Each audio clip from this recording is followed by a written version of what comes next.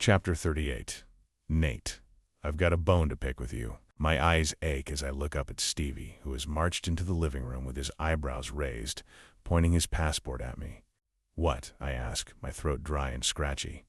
I saw you, Stevie says accusingly. You left halfway through my show. You've been in London for 6 weeks, and this is the first time you come and see me, and then you leave halfway through. I drop my head into my hands. I left as soon as I walked away from Annie. I just couldn't take it anymore. The music was too loud, the scent of alcohol too strong, the lights were too bright, the laughter and screams were too. I don't even know. I just had to leave. I sent Remy a message and jumped in a cab. As soon as I got home, I lay on the sofa for hours, staring at the ceiling. My head was spinning from the mixture of spirits and adrenaline swirling around my body, a million different thoughts erupting. I never thought I'd see her again. I'd written her off. I'd let her go. Well, of course I hadn't actually let her go. Life would be much easier if you could let someone go just like that. Someone who broke your heart when hours before you were planning your life with them. Thanking your lucky stars that you'd finally found the person you'd spent your whole life searching for. But I'd accepted the reality check. Life isn't a movie. Life is hard and shitty and sad. Round and round the thoughts went until I finally fell asleep, waking up a few hours later with a stiff neck from Stevie's lumpy sofa as he came back. I crawled straight into bed, too tired to brush my teeth or even drink some water. Now, I feel as though something has died in my mouth, although I have made it back onto the sofa. I know, I say, my voice muffled between my cupped hands. I'm sorry. Everything got a bit dramatic. You were so great, though. Stevie gives me an expectant look and then tuts. I've got breakfast plans, he says. Do you want to come? I shake my head. I booked his flights for tomorrow, Dad. You see? He nods, wrapping a large scarf around his neck. I've already started packing. I hold my hand up to him as a goodbye and he slams the door. It sends a shudder through my weak, pathetic body. Why did I do shots? I flop back down onto the sofa and shut my eyes. I didn't mean to get angry last night. It's not who I am, and I never would have thought I could be so angry. With Annie, the brightest person I've ever met. But as soon as I saw her, it all poured out of me. I couldn't see her and not be filled with a boiling rage. How could you leave so easily? Did you not feel the same way as I did? How could you do that to me? But as soon as I said it, I knew there was no point. I'd learnt my lesson. We weren't meant to be. I just needed to go back home. I must have fallen asleep because next thing I know, I'm being pulled out of a dream where I'm about to do a penalty shootout for Chelsea when my phone vibrates next to me. I lurch awake, a damp patch of drool pooled into the sofa. I scrabble around for my phone and see Mom is video calling me. God, how long was I asleep for? I forced myself to sit up and take the call, expecting to see her warm, smiley face that might, for a moment, make my hangover and inescapable existential dread disappear. But she looks furious. Mom, I say, alarmed by her expression. Are you okay? No, Mom says at once, making me jump with her abrupt tone.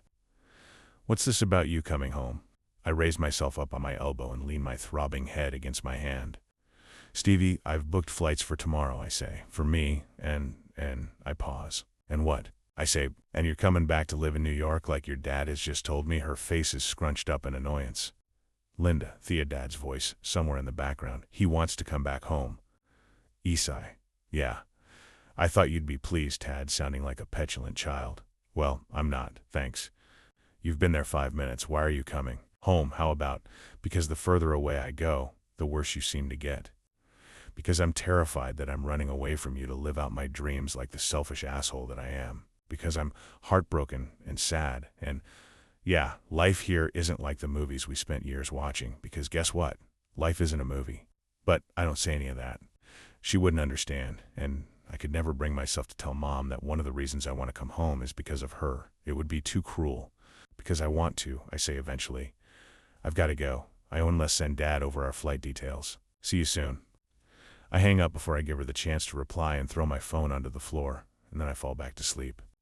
I wake up a few hours later from a loud banging on the flat door. My first thought is, how the hell did Stevie ever survive without me, if he can't remember his goddamn keys? My head is still throbbing as I haul myself off the sofa, and I vow to chug a gallon of water as soon as I let Stevie in. I tug the door open, rubbing my head, and am about to immediately turn back and throw myself back on the sofa when I take in the small, glamorous woman stood in front of me. Aunt Tell? I manage.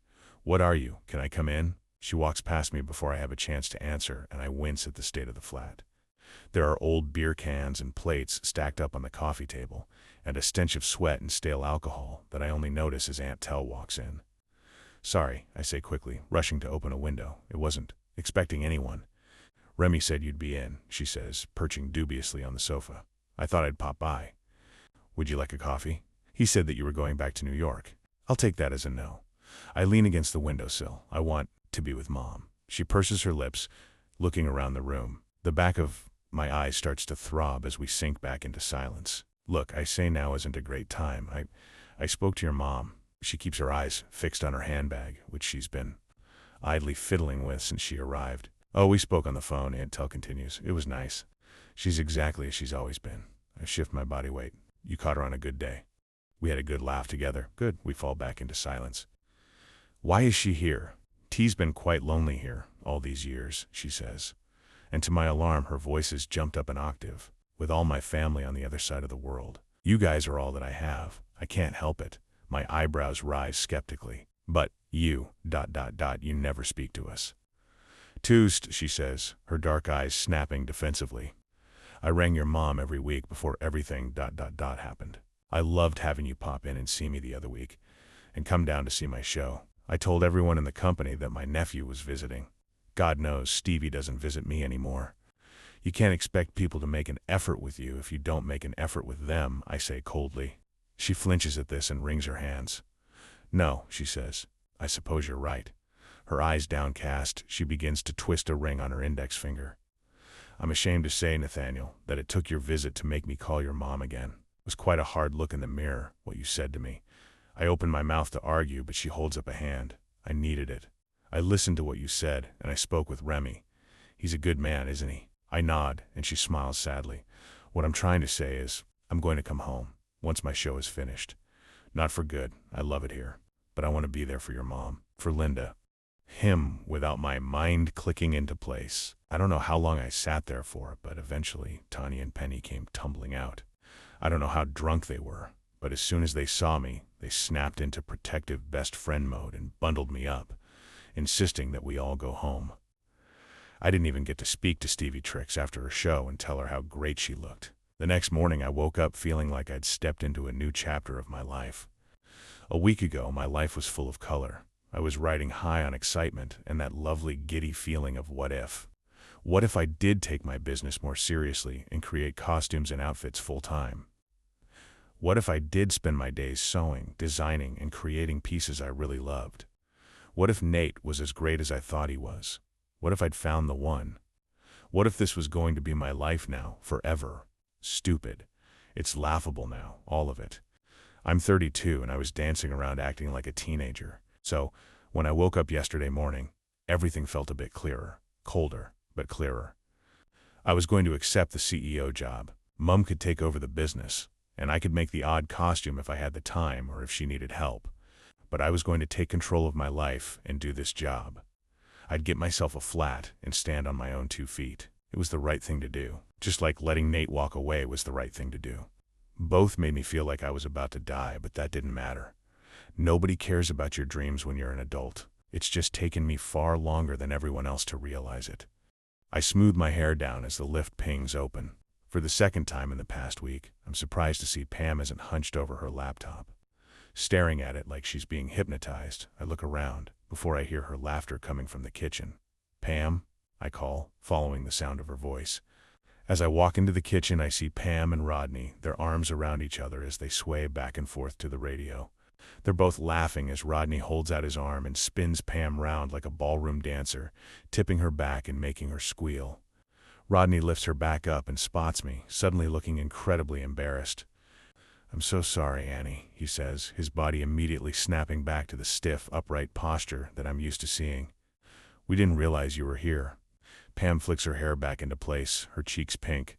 She looks at her reflection in the toaster and turns to face me. "I dragged Rodney into work with me today," she says. "They've a meeting at 11 in Moorgate," Rodney explains.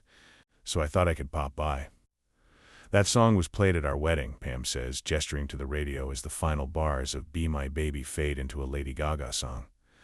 Rodney looks down at Pam and they catch eyes, their faces glowing as they beam at each other. It makes my heart ache.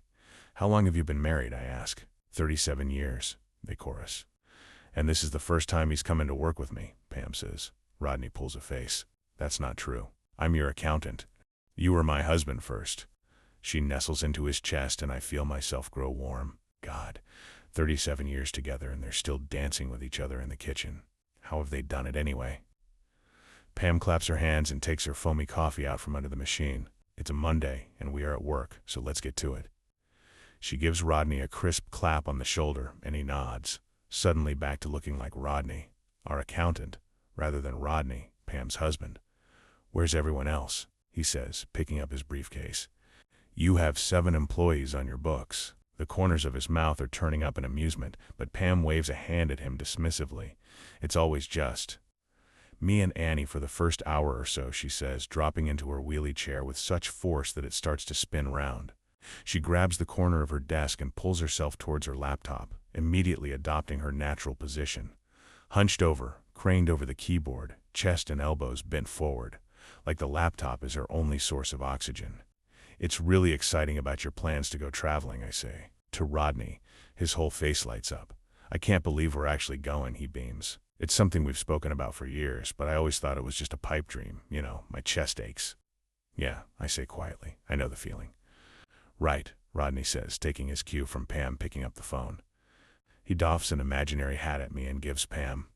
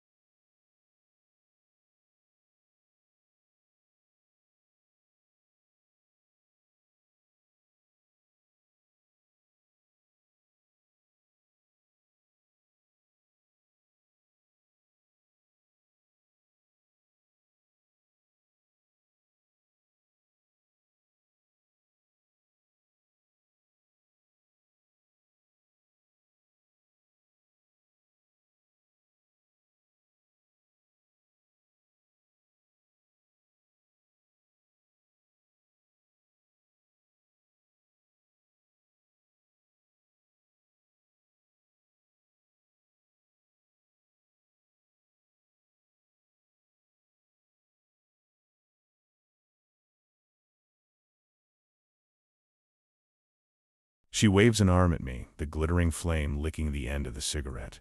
I turn them off, she mumbles, pausing to take a long drag. It's raining. I open my mouth to reply and decide against it. She's lit. Up now. What can I do about it? You look different today. I look down at myself. I say. Yes, I did a wardrobe. Clear out at the weekend. She raises her eyebrows. Why's that team going to be moving soon? I say lamely. I probably won't get a wardrobe as big as mine, so I thought it would be a good time to sort everything out. I actually felt a bit disgusted at the sight of my bright, optimistic clothes when I woke up yesterday morning. It felt like they were all laughing at me, sniggering at how I'd fallen for their whimsical charm all these years and skipped through life, thinking that everything would just fall into place. My stupid notebook was open on my desk. Half the page was filled with delicate strokes and details on Steve's outfit, the other side with scribbles of how I could make my business work if I did it full time. I threw it all in the bin. Did you sell them? I frown. Sell what? Your clothes. She takes a long drag and releases the smoke into the air in a slow, steady stream. Oh, I say no. I just gave them to charity. Or I'm going to. I haven't got round to it yet. She knits her brow. Why aren't you selling them? She says it deadpan, like I've just tried to tell her that the sky isn't blue. Nobody would want my stuff. I laugh. People buy your clothes all the time. But I shrug, feeling my face burn. That's like the odd thing. She looks at me for a moment, narrowing her eyes. Well, she says eventually, I guess we need to celebrate then. She pushes herself to her feet and makes her way back to the kitchen. What are you doing? I call after her. Champagne, she shouts back at me. I'm sure we have some somewhere. It's not even 9 in the morning, I laugh. Thea her tut and I roll my eyes, trying to shake the uneasiness that's filling my body. I open my laptop as my phone vibrates and a message from an unknown number pops onto my screen. Hi, Annie.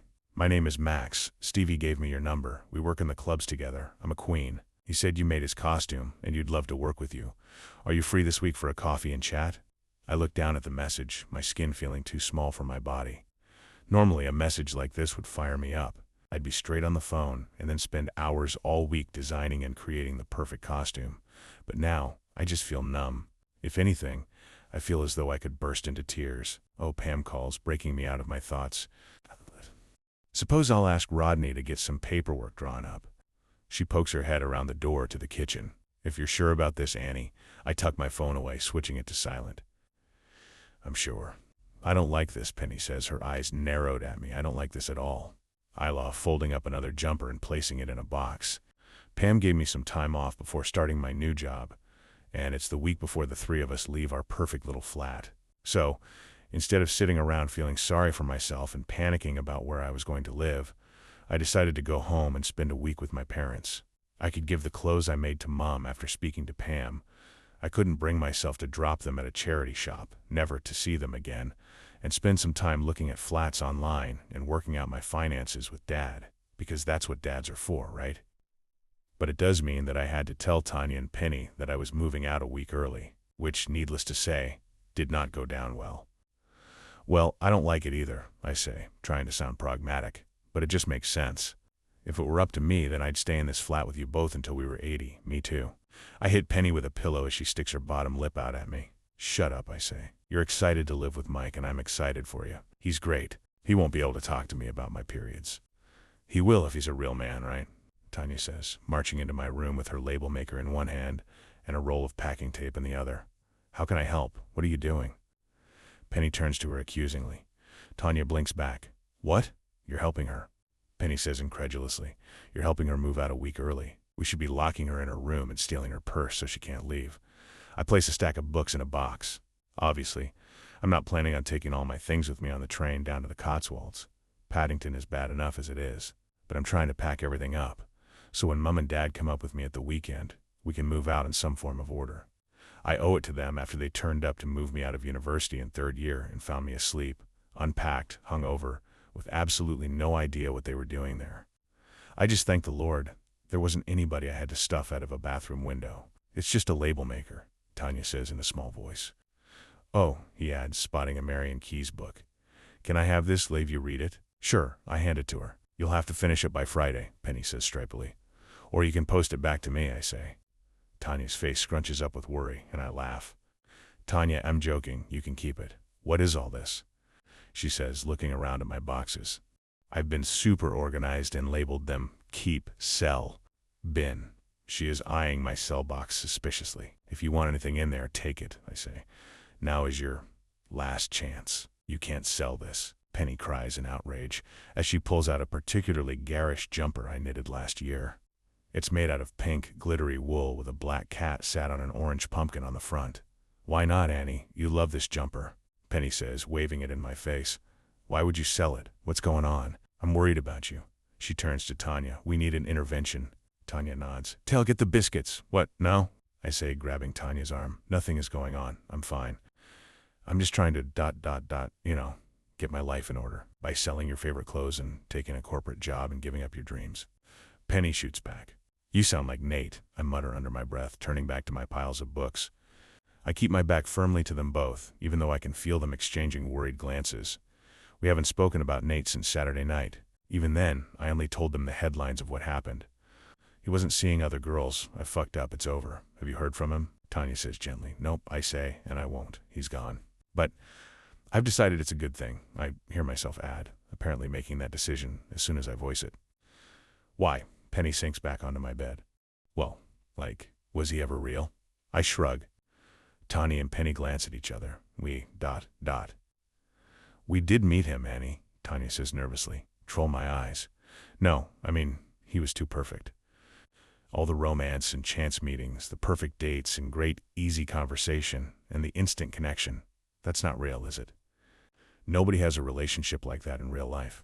I'm saying it like it's a fact, but I can see the doubt on their faces. Annie, Tanya says eventually, you deserve all of those things. And you will have them, Penny adds, her voice stern.